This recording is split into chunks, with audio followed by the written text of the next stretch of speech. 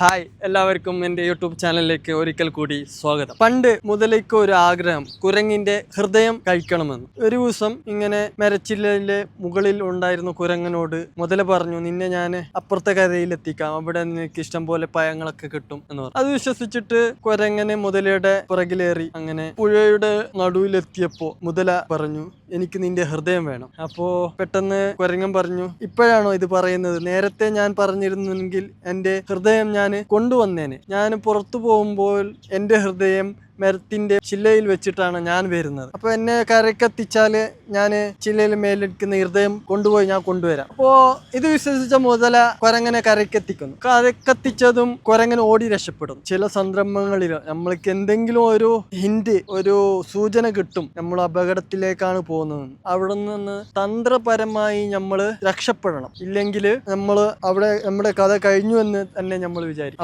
അപ്പോ നമ്മള് ഏതൊരു കാര്യം മറ്റുള്ളവർ നമ്മളെ പല വിധത്തിൽ നമ്മളെ മൈൻഡ് വാഷിങ് ചെയ്യാൻ നോക്കും. അപ്പോൾ ഇതിലൊന്നും നമ്മൾ പെടരുത്. നമ്മൾ തന്ത്രപൂർവ്വം ബുദ്ധി കൊണ്ട് നമ്മൾ അവിടെ കാര്യങ്ങൾ മനസ്സിലാക്കി അവിടെ നിന്ന് ഒഴിഞ്ഞു മാറണം. നമ്മൾ നോ പറയാൻ പഠിക്കണം എന്നുള്ളതാണ് ആദ്യമായിട്ട് എനിക്ക് പറയാനുള്ളത്. അടുത്ത വീഡിയോയുമായി ഞാൻ വീണ്ടും വരാം. നന്ദി, നമസ്കാരം. Stay tune.